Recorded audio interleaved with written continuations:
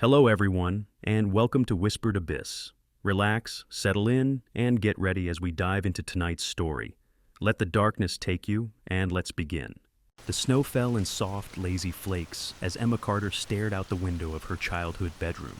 Briar Hollow looked just as she remembered it, quaint and quiet, with its cozy shops lining the main street and the dense woods framing the town like a protective barrier. Yet this Christmas felt different. The festive decorations and twinkling lights couldn't disguise the tension that hung in the air. The disappearance of Tommy and Sarah last year had left a scar on the town. The two children, only 8 and 10 years old, had vanished during the annual Christmas Eve festivities. Despite weeks of searching, no one had found a single clue. Some blamed the woods, others hinted at foul play. But the mystery remained unsolved, a shadow over the otherwise cheerful community. "Emma, are you even listening?" Her mother's voice cut through her thoughts. Emma turned from the window to see her mother, Mrs. Carter, standing in the doorway. Her face was lined with worry, and she held a laundry basket against her hip. "Sorry, what?" Emma asked, brushing her long brown hair out of her face. "I said, make sure you keep an eye on James tonight. I don't want him running off with his friends, especially near the woods." Emma nodded, though she knew her brother well enough to realize keeping him out of trouble was easier said than done. James, 12 years old and endlessly curious, idolized her, and always seemed to find himself in the middle of things he shouldn't. Later that evening, as the family gathered for dinner, the conversation drifted inevitably toward the missing children. Emma listened as her mother exchanged whispers with their neighbor, Mrs. Wells, who had stopped by to drop off cookies. "I heard Margaret Hensley talking about it again at the diner," Mrs. Wells said, her voice low. "She says the woods took them, that they heard something calling to them." Mrs. Carter sighed. "That's just an old wives' tale. Margaret loves her stories, but she doesn't have a shred of evidence." Emma glanced at James, who was leaning in with wide eyes. "What kind of calling?" he asked eagerly. "James," Mrs. Carter warned, her tone sharp. "Enough of that nonsense." Emma couldn't help but feel a flicker of curiosity herself. She had heard the whispers in town, the half-spoken theories about the woods and the children. There was something unsettling about how quickly people had accepted their disappearance, as if they were afraid to dig too deeply. That night, as she lay in bed, Emma couldn't shake the feeling that there was more to the story. Tommy and Sarah had been kids, just like James. What could have happened to them that no one dared to uncover? She decided she wouldn't leave it alone. The next morning, the town square buzzed with holiday cheer as Emma walked toward the diner. Children bundled in thick coats played in the snow, their laughter cutting through the crisp winter air. Despite the festive atmosphere, Emma couldn't ignore the undercurrent of unease. People avoided the woods, even in conversation, as if the mere mention of them invited trouble. She pushed open the diner door, the warm air carrying the aroma of coffee and freshly baked pies. The small space was packed with locals exchanging gossip and holiday greetings. In the corner, she spotted Margaret Hensley sitting at her usual table, a steaming cup of tea in front of her. "Mind if I join you?" Emma asked, sliding into the booth before Margaret could answer. Margaret raised a thin eyebrow but nodded. "Back from college, are you? Got a few questions rattling around, I imagine." Emma smiled. Margaret had always been perceptive, if not entirely tactful. "You could say that. I heard you've been talking about Tommy and Sarah." Margaret sipped her tea, her sharp eyes narrowing. "Ah, the Carter girl always did have a nose for trouble. You want to know about the Echoes, don't you?" "The Echoes?" Emma leaned forward, intrigued. Margaret glanced around the diner, lowering her voice. "The woods have a history, you know. Long before this town was even settled, people said the trees could call to you. There are stories of hunters going in and never coming back, of strange voices leading people off the paths. And those kids, they weren't the first to disappear." Emma shivered despite the warmth of the diner. "You think the woods are responsible?" Margaret shrugged. "I don't think. I know. My father used to tell me about an old logging site deep in the forest. Said it was cursed, that bad things happened there. I reckon that's where you'd find your answers, if you're foolish enough to look." Before Emma could press further, the bell above the door jingled and Deputy Carl stepped inside. His sharp gaze landed on Margaret and Emma immediately, and he approached their table with measured steps. "Emma," Carl greeted, his tone polite but firm. "You're not stirring up trouble, are you?" Emma sat back, feigning innocence. Just catching up on some town history. Carl's jaw tightened. Margaret, you know better than to spread those old stories. They've done enough damage as it is. Margaret huffed but said nothing, her fingers drumming against her teacup. Carl turned back to Emma. And you, stay out of the woods. We don't need anyone else getting lost. His warning only fueled Emma's curiosity. What if the woods are the key to finding out what happened? She asked. Carl's expression darkened. Some things are better left alone, Emma. Let the families have their peace. As he walked away, Emma couldn't shake the feeling that he knew more than he was letting on. That evening, back home, Emma shared everything with James, who listened intently. We should go to the woods, he said, his eyes wide with excitement. Emma hesitated. It's not a game, James. If something's out there... Exactly, he interrupted. If something's out there, shouldn't we find it before it takes anyone else? Emma stared out the window at the dark line of trees beyond the town. She knew it was a bad idea, but the mystery gnawed at her. If no one else was willing to dig deeper, she would. All right, she said finally, but we do this my way, carefully. James grinned, already grabbing his coat. The air was colder than Emma had expected as she and James crept toward the edge of the woods. The snow crunched softly beneath their boots, the sound unnaturally loud in the otherwise silent night. The town's lights glowed faintly behind them, but the forest ahead was a wall of blackness. You sure about this? Emma whispered, glancing at James. Her brother nodded, clutching a flashlight in one hand and a small backpack in the other. We'll be fine. It's just trees. Emma wasn't so sure. Something about the woods felt wrong, too quiet, too still. They stepped past the first line of trees, the world immediately closing in around them. The branches above blocked out the moonlight, leaving only the thin beams of their flashlights to guide them. The air smelled of damp earth and frost, and their breaths formed clouds that hung in the stillness. Which way? James asked. Emma pulled a hand-drawn map from her pocket, something Margaret had scribbled for her at the diner. It marked the location of the old logging site deep in the woods. This way, she said, pointing to a narrow trail barely visible beneath the snow. They walked in silence, the trail winding deeper into the forest. The trees grew thicker, their twisted branches creating jagged shadows that danced in the flashlight beams. Every now and then, Emma thought she heard faint noises, branches snapping, the crunch of snow. But whenever she stopped to listen, the forest was silent again. After nearly an hour, they reached a clearing. In the center stood a small, dilapidated cabin, its roof sagging under the weight of snow. The windows were dark, and the door hung slightly ajar. Think anyone's inside? James asked, his voice barely above a whisper. Emma shook her head. Let's find out. The cabin smelled of rot and mildew. Inside, the air was damp and heavy, and their flashlights revealed scattered debris. Old furniture, broken bottles, and the remnants of a fire long extinguished. Over here, James called, crouching near the back wall.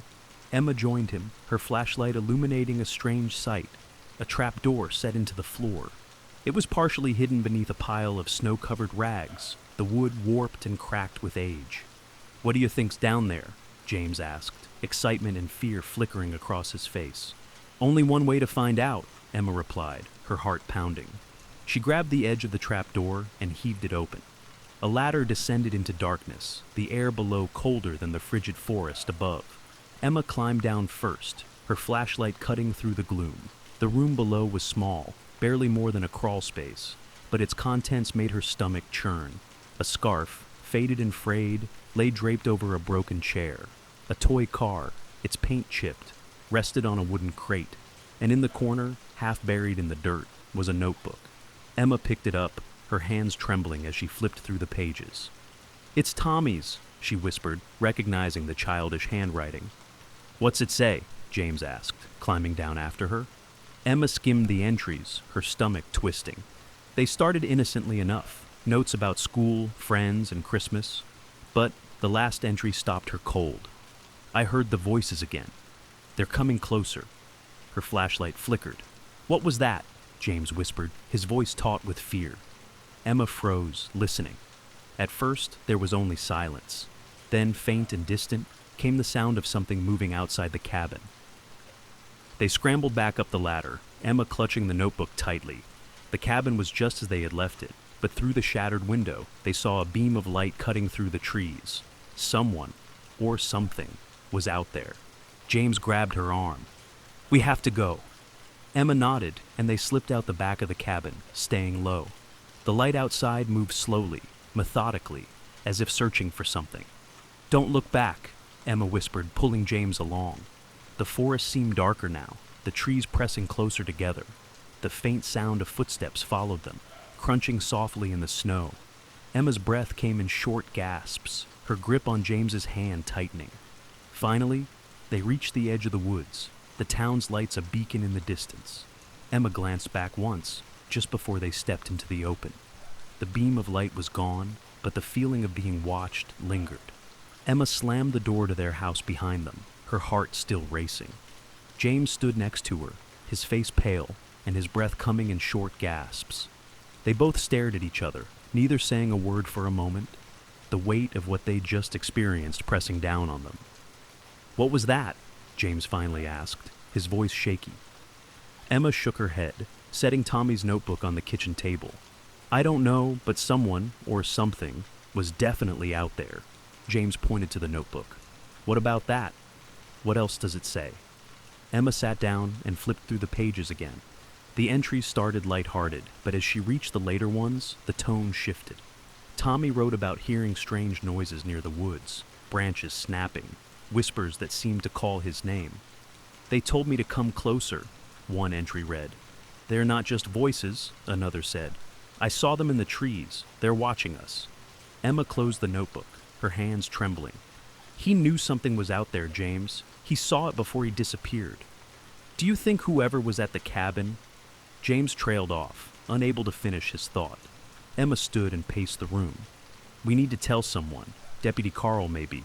He needs to know about the cabin and what's in that bunker." James frowned. "What if he doesn't believe us? What if he already knows?" The question hung in the air, heavy and unspoken until now.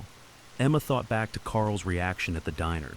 He had seemed too quick to shut down the conversation, too eager to dismiss the stories. The next morning, Emma took the notebook to the police station, James tagging along despite her protests. Deputy Carl was in his office, looking over some paperwork when they entered. "Emma," he said, setting his pen down. "What can I do for you?" Emma placed the notebook on his desk. "You need to see this. We found it in the woods, in a bunker under an old cabin." Carl's expression hardened as he flipped through the pages. "What were you doing out there? I told you to stay out of those woods." "This isn't about us," Emma snapped.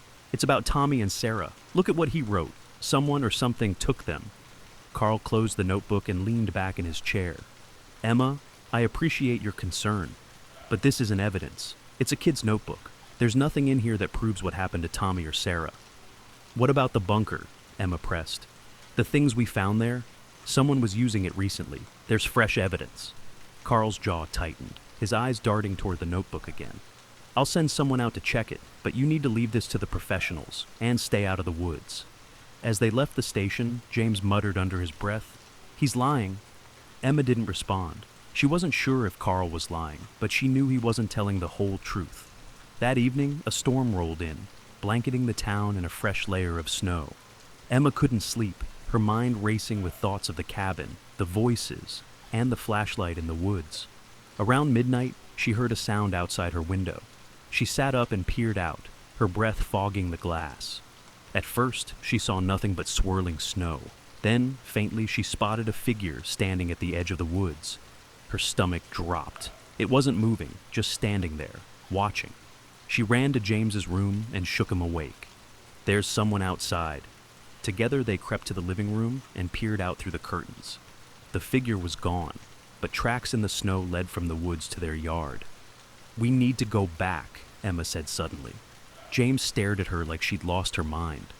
"What? No way." "There's something we're missing, something they don't want us to find."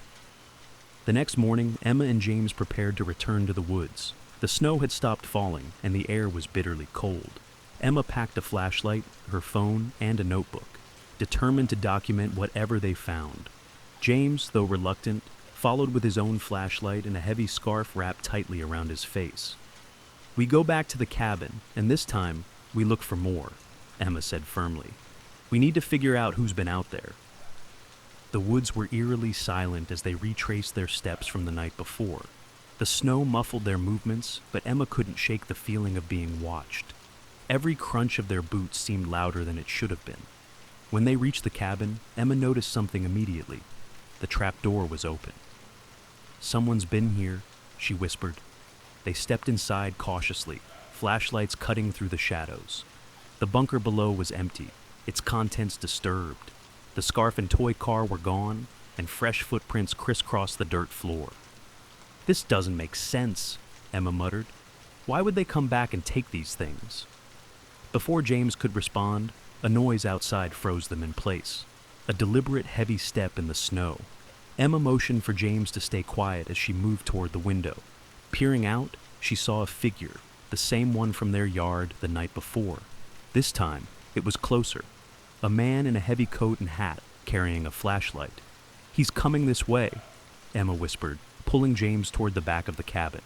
The man entered moments later, his boots thudding on the wooden floor. Emma and James crouched behind an overturned table, barely daring to breathe. The man muttered to himself, his voice low but sharp. Emma caught fragments of his words. "Can't let them... getting too close." Emma's heart pounded as she realized he wasn't just anyone.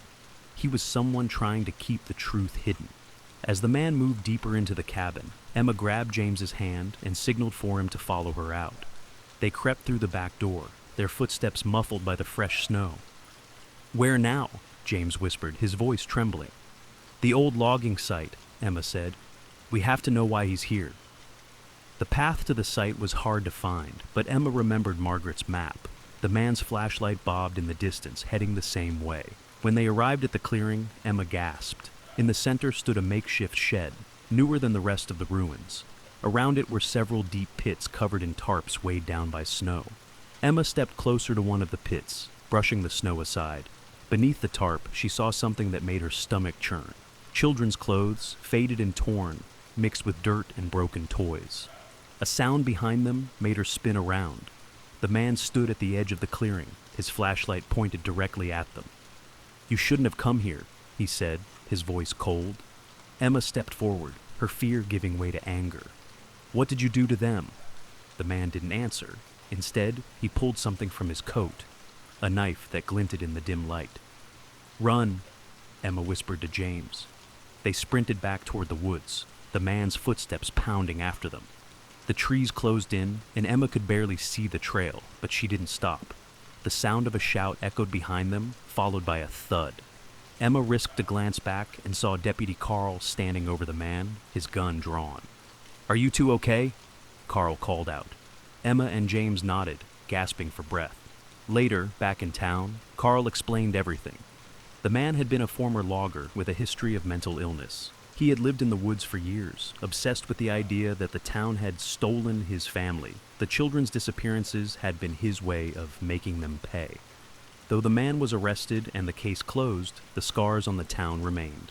That Christmas, Emma and James sat quiet. It was Christmas Eve, and the small town of Briar Hollow lay blanketed in snow, its cobblestone streets twinkling with string lights and the warm glow of holiday cheer.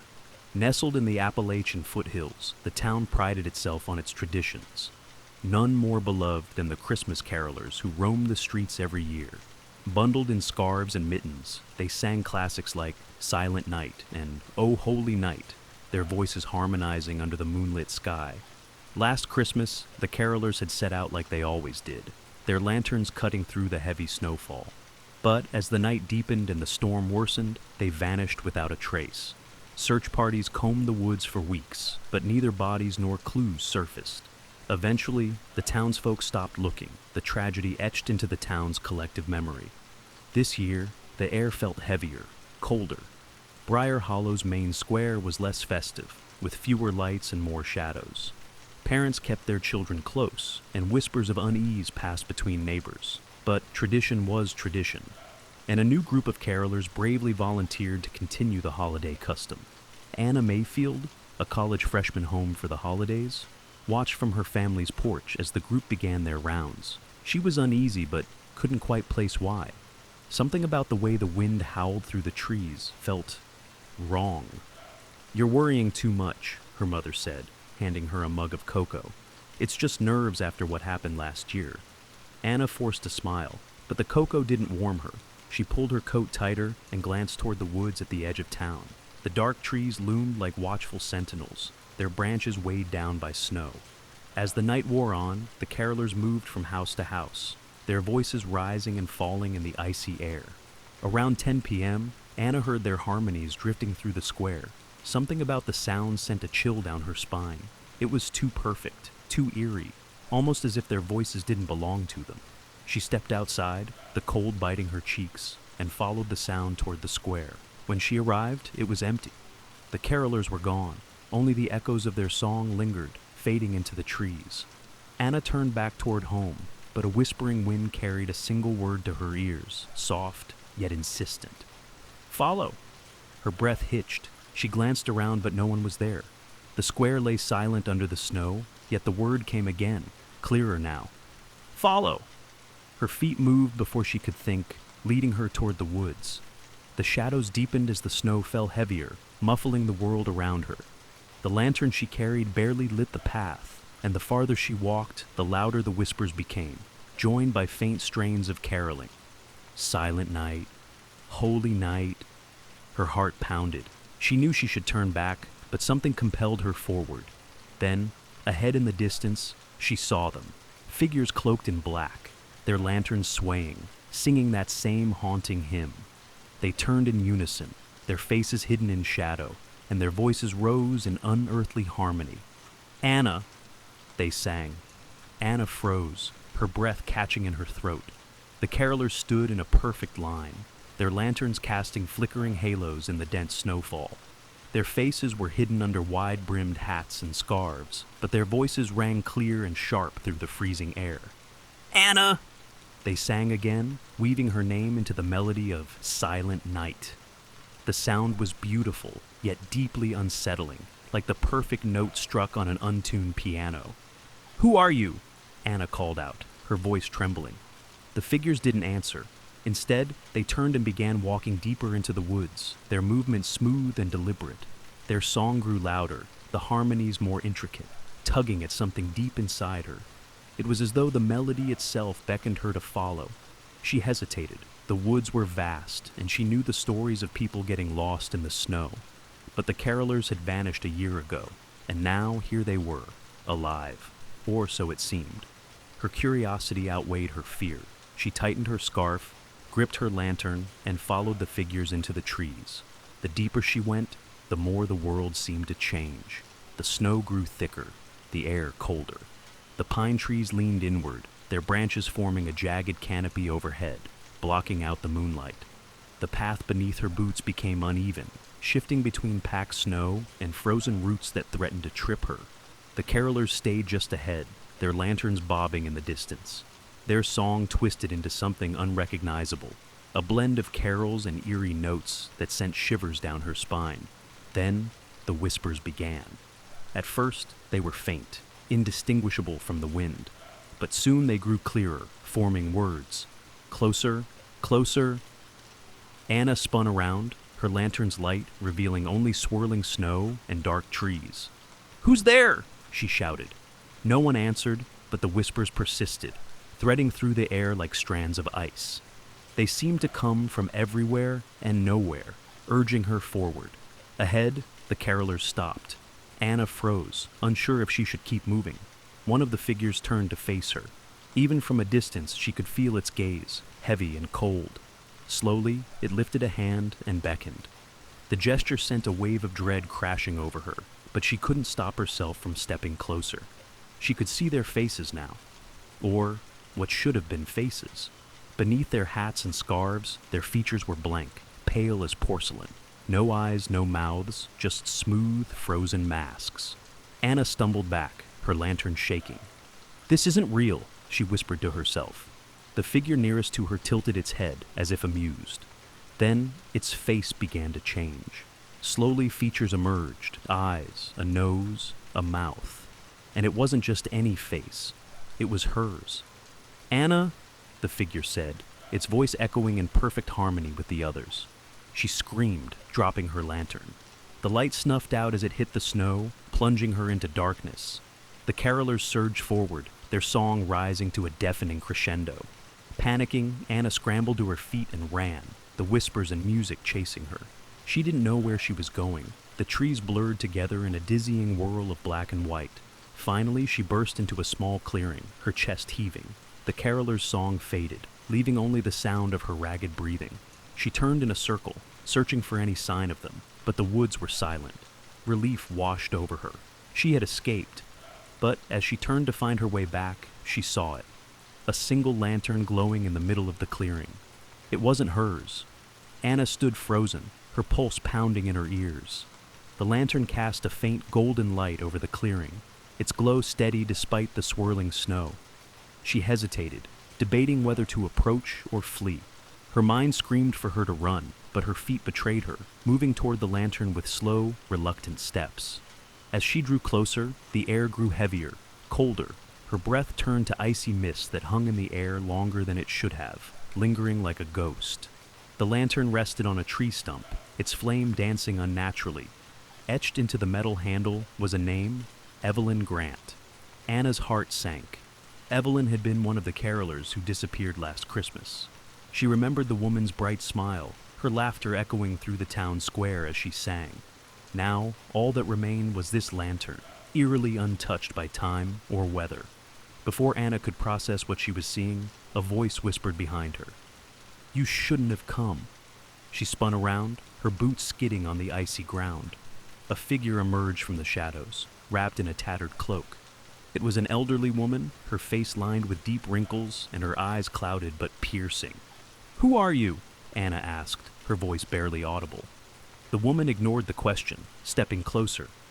"They're watching," she said, her voice a rasping whisper.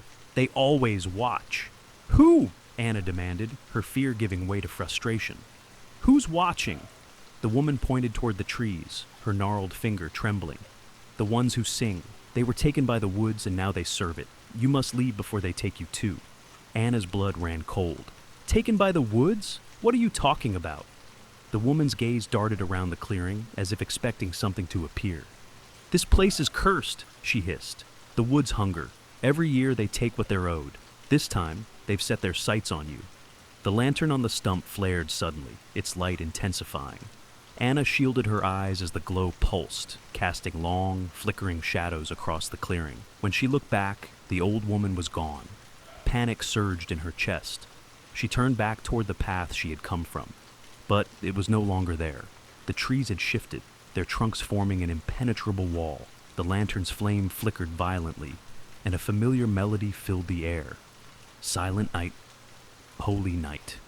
The song was closer now, surrounding her. She stumbled backward, clutching her coat tightly around her. The carolers emerged from the darkness, their lanterns swinging, their blank faces illuminated by the unnatural light. Anna backed away, but her heel caught on something, sending her tumbling to the ground. She looked down to see another lantern buried in the snow. This one bore the name Daniel Reeves, another of last year's missing carolers. "No," she whispered, her breath hitching.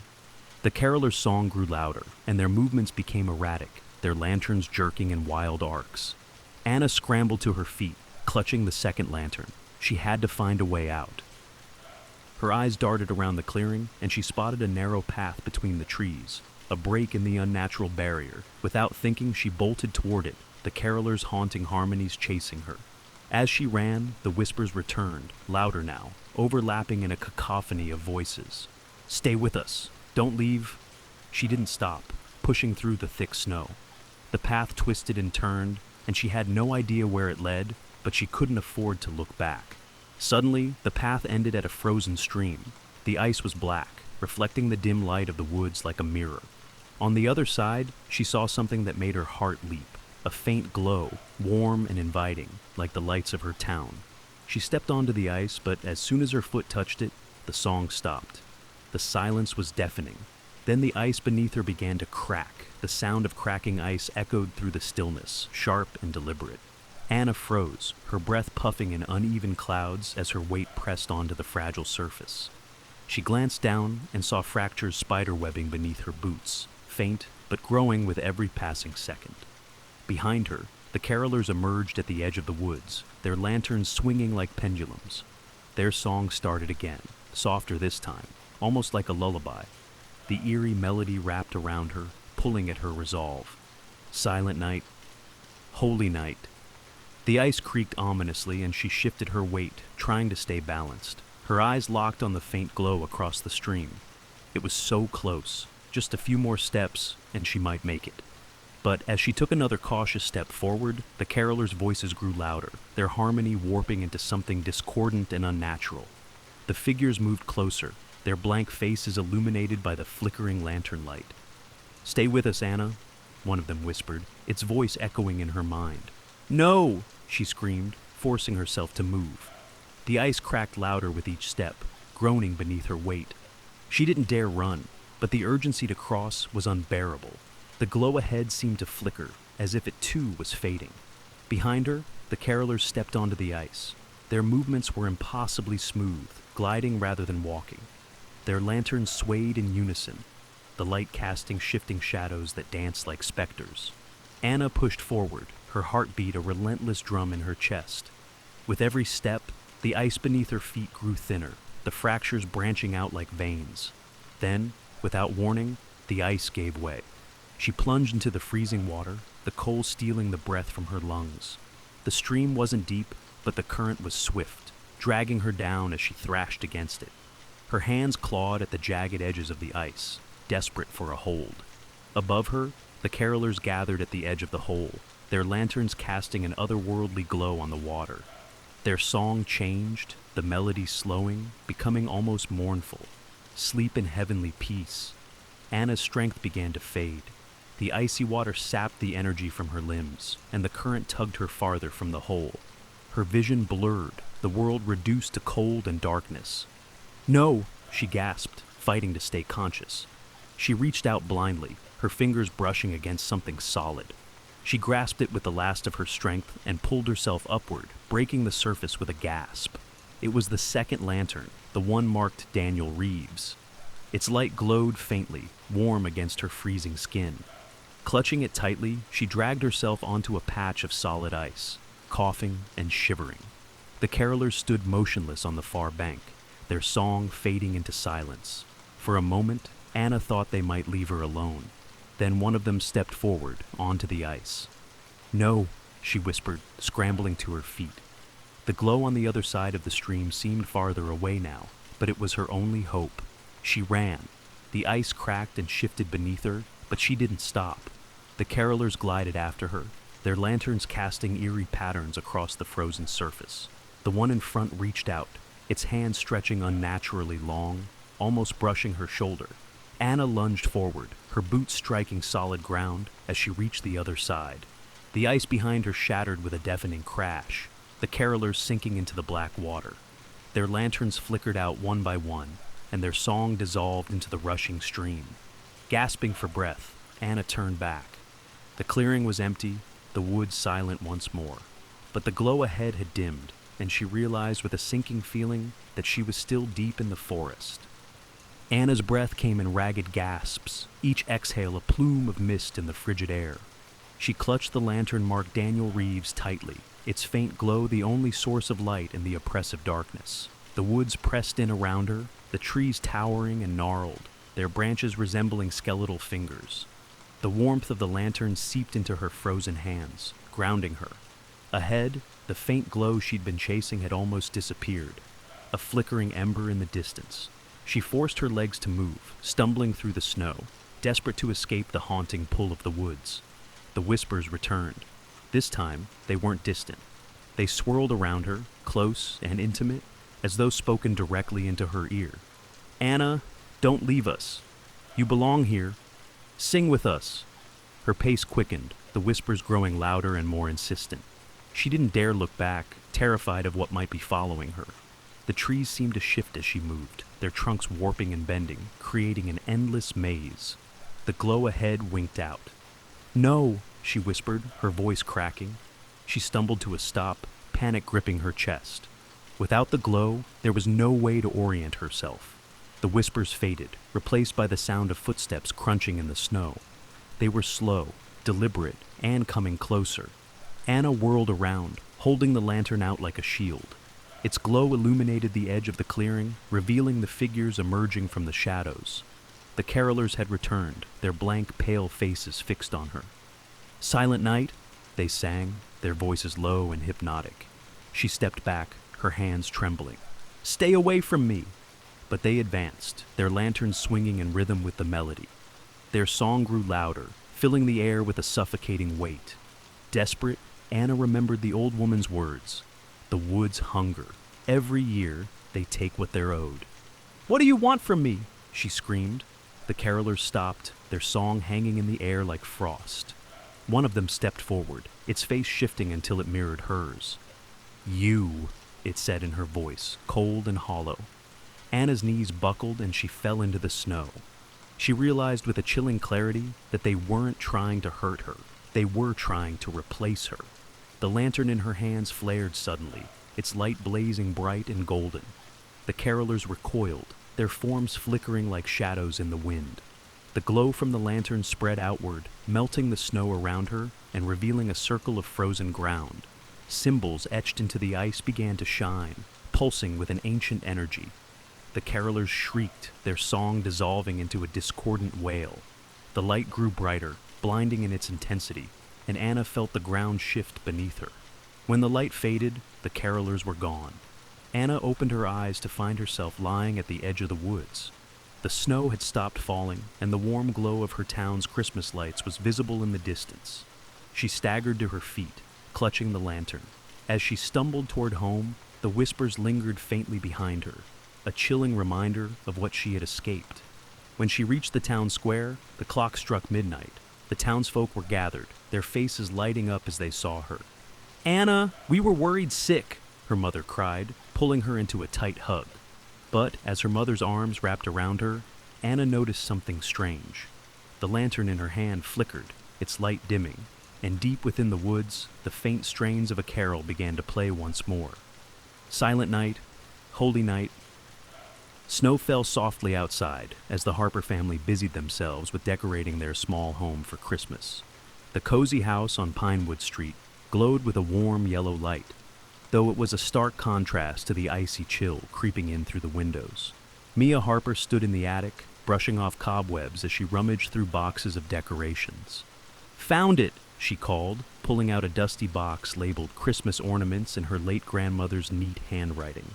Her 10-year-old brother, Jack, peeked up through the attic hatch. "Hurry up, Mia, Mom's waiting." "I'm coming, hold your horses," she said, rolling her eyes.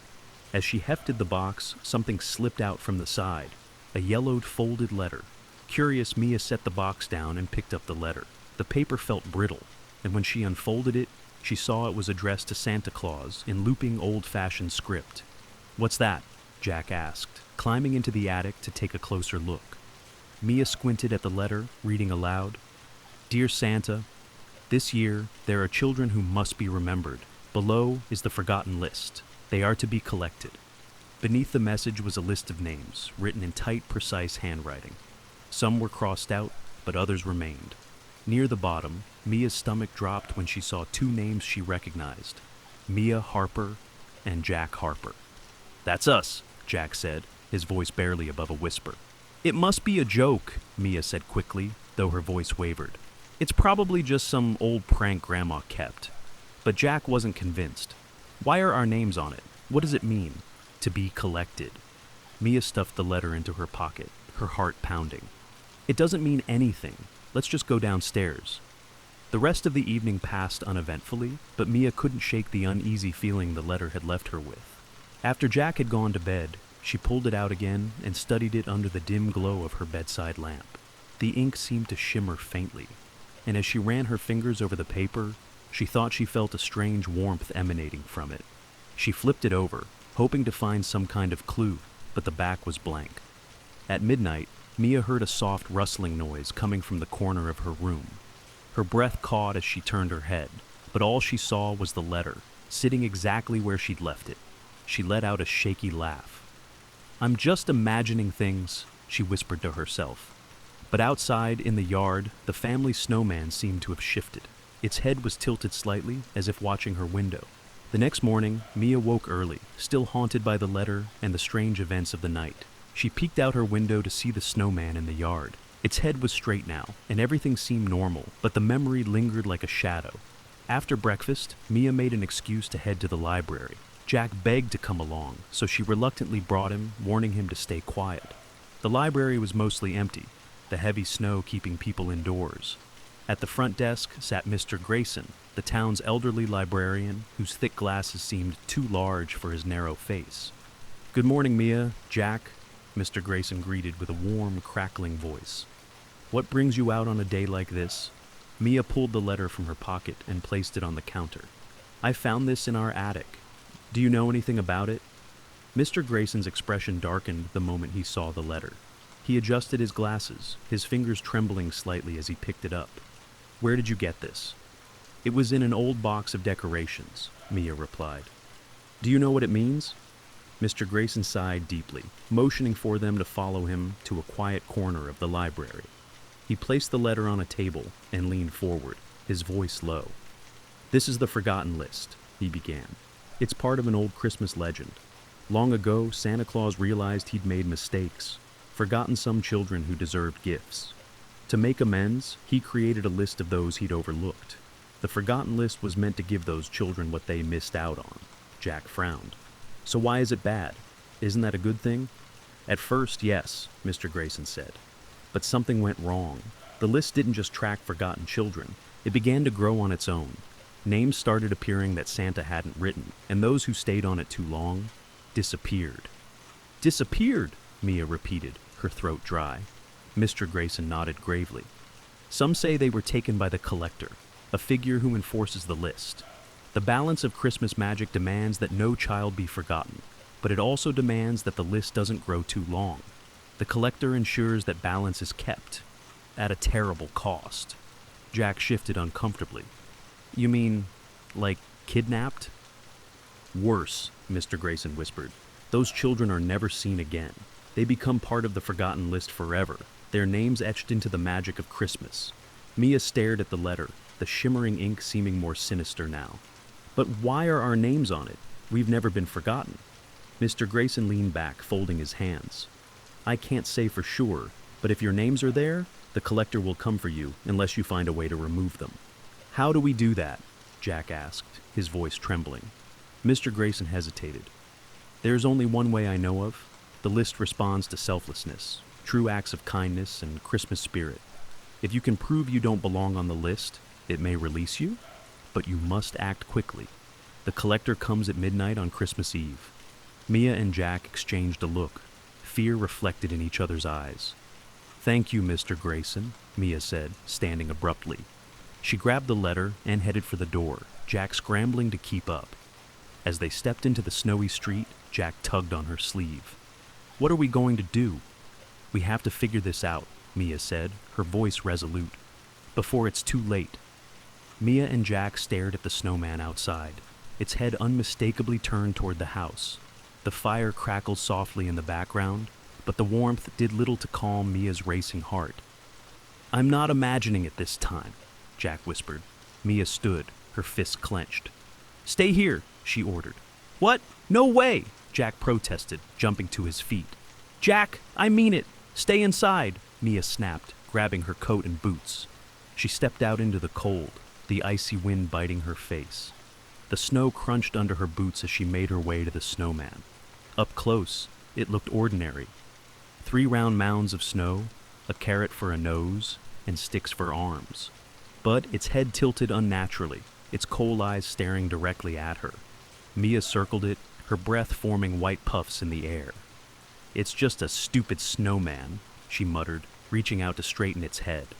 As her hand brushed the icy surface, the wind picked up suddenly, swirling snow around her in a miniature storm. She stumbled back, shielding her face. When the wind stopped, the snowman was gone, leaving nothing but a smooth patch of snow where it had stood. Mia bolted back inside, slamming the door behind her. Jack rushed over, his eyes wide. "What happened?" "It's gone," she said, pulling off her coat. "The snowman, it just disappeared." Jack's face turned pale. "You think it's the collector?" Mia didn't answer. Instead, she pulled the letter from her pocket and stared at it. The ink shimmered faintly in the dim light, and as she watched, she noticed something chilling. The other names were disappearing one by one. Only hers and Jack's remained. The clock on the wall ticked loudly in the silence. It was nearly 10 p.m. "We don't have much time," Mia said, her voice steady despite the fear tightening in her chest. "We have to do something to get our names off this list." Jack grabbed her arm. "What about what Mr. Grayson said? Selfless acts, right? Let's help someone." "Who?" Mia asked, pacing. "It's Christmas Eve. Everyone's at home." Jack's face lit up. "Mrs. Lacey. She lives down the street, remember? Mom said she's been struggling since her husband passed. Maybe we could do something for her." Mia hesitated, then nodded. "It's worth a shot. Grab your coat." They trudged through the snow to Mrs. Lacey's house, a small, worn cottage at the end of the block. The windows were dark, and the walkway was buried in snow. "She's probably asleep," Mia said, but Jack was already clearing the snow from the steps. They worked quickly, shoveling the walkway and salting it to keep it from refreezing. Then they placed a small box of cookies, wrapped with a bow, on her doorstep. Mia tucked the letter into her pocket, hoping the act was enough. Back home, they checked the letter again. The names still remained. "It didn't work," Jack said, his voice trembling. "It wasn't enough," Mia said, her mind racing. "We need to do more." Just then, the lights flickered. The fire sputtered, casting long shadows across the room. A low, melodic hum filled the air, soft but unmistakable. "Mia," Jack whispered, pointing to the window. Outside, the snow had started falling again, heavier now, and in the swirling white stood a figure, dressed in a tattered red cloak, its face obscured by shadow. The figure held a long staff and dragged a heavy sack behind it. "The collector?" Mia breathed. The figure raised its head, its coal-black eyes locking onto hers. The figure stood motionless in the snow, its tattered red cloak flapping in the icy wind. The sack it dragged behind it emitted faint whispers, like a chorus of distant voices. Mia and Jack huddled near the window, too terrified to move. "What do we do?" Jack whispered, his voice barely audible. Mia's mind raced. They couldn't run. The collector would follow, and they couldn't just wait for midnight. If they didn't act, they'd become part of the forgotten list forever. The collector took a step closer, the snow crunching loudly beneath its heavy boots. Then another. Each step was slow and deliberate, as though savoring the inevitable. "We have to talk to it," Mia said suddenly, her voice steadier than she felt. "Talk to it?" Jack hissed. "Are you crazy?" "It's not going to leave us alone," Mia replied. "Maybe we can reason with it." Before Jack could argue, Mia grabbed her coat and yanked open the door, stepping out into the freezing night. Jack followed reluctantly, clutching her arm. The collector stopped a few feet away, its head tilting slightly as it regarded them. Up close, its presence was overwhelming, tall and looming, its eyes like twin voids that seemed to pull at Mia's very soul. "Why are you here?" Mia demanded, her voice trembling despite her attempt to sound brave. The collector's voice was deep and hollow, like the echo of wind through an empty canyon. "You know why." "The letter?" Mia pulled it from her pocket and held it up. "We didn't write this. We don't belong on the list." The collector's eyes flicked to the letter, then back to Mia. "All names on the list are owed. You are no different." "Who decides that?" Mia challenged, her fear giving way to anger. "What gives you the right to take us?" The collector's grip tightened on its staff. "I do not decide. The magic of Christmas demands balance. Forgotten names create chaos. My role is to restore order." Mia's heart sank. This wasn't just a legend. It was a system, cold and unfeeling. "How do we get off the list?" she asked desperately. The collector's gaze bore into her. "You must prove you are not forgotten. Only selflessness can rewrite the magic." Mia exchanged a glance with Jack. They had tried to help Mrs. Lacey, but it hadn't been enough. Whatever they did next had to truly matter. "We'll prove it," Mia said firmly. "Give us until midnight." The collector tilted its head again, as though considering her request. Finally it nodded. "Midnight is the final bell. Fail, and you will be collected." With that, it stepped back into the swirling snow and vanished, leaving only the faint outline of its footprints behind. Back inside, Mia and Jack scrambled to come up with a plan. "It said we have to prove we're not forgotten," Jack said. "What does that mean?" Mia thought about Mr. Grayson's words. The list responds to true acts of kindness. She grabbed her grandmother's journal from the bookshelf, flipping through its pages. Her grandmother had written about how Christmas wasn't just about giving. It was about connection. "We need to find someone who really needs help," Mia said. "Not just a nice gesture, something real." Jack's eyes widened. "What about the Garcias? Mom said they've been struggling ever since Mr. Garcia lost his job." Mia nodded. The Garcias lived a few blocks away. If they could do something meaningful for them, it might be enough. They gathered everything they could find: extra food, blankets, even some toys they didn't need anymore. Together, they trudged through the snow, pulling a sled piled high with supplies. When they arrived at the Garcia's house, Mia knocked on the door. Mrs. Garcia opened it, her face etched with surprise. "We thought you might need some extra Christmas cheer," Mia said, smiling despite the cold. Tears welled up in Mrs. Garcia's eyes as she accepted the supplies. "Thank you. You don't know how much this means to us." Mia and Jack worked quickly, helping the family set up decorations and prepare a simple holiday meal. For the first time that night, Mia felt a flicker of hope. As they left the Garcia's house, the letter in Mia's pocket began to warm. She pulled it out and gasped. Jack's name had disappeared from the list. Mia stared at the letter, the ink shimmering faintly in the moonlight. Jack's name was gone, leaving only hers. Relief flooded her momentarily, but the weight of her own name remaining snapped her back to reality.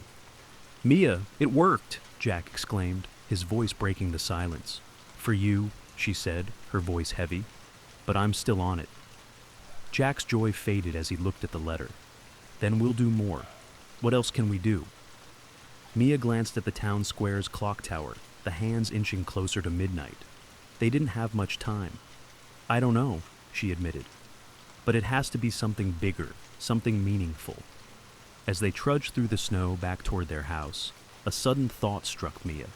She remembered the lonely old house at the end of the street, where Mr. Grayson had once mentioned an elderly woman, Mrs. Crawford, who rarely left her home. Her husband had passed away years ago, and she had no family left. Without a word, Mia turned and headed in that direction, Jack trailing behind her. When they arrived, the house was dark, the porch covered in untouched snow. Mia hesitated for a moment before knocking on the door. There was no response. She knocked again, harder this time. Finally, the door creaked open, revealing Mrs. Crawford, her face lined with weariness and her eyes suspicious. "Who's there?" she asked sharply. "It's Mia Harper," Mia said quickly. "We're from down the street. We thought, maybe you'd like some company for Christmas?" Mrs. Crawford frowned but didn't shut the door. "Company?" Jack stepped forward, holding out a small plate of cookies they had brought. "We can help you decorate, or just talk. Whatever you want."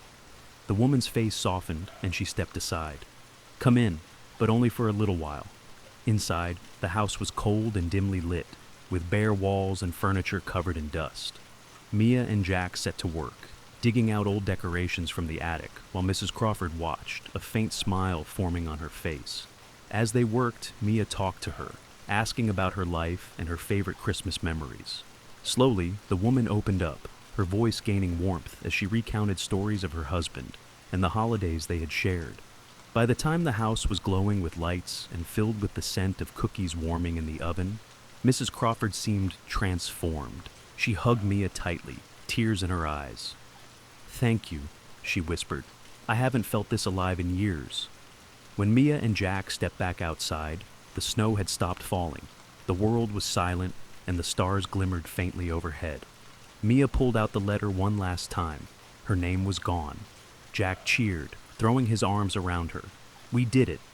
But their celebration was cut short as the figure of the collector appeared at the end of the street, its cloak billowing in the wind.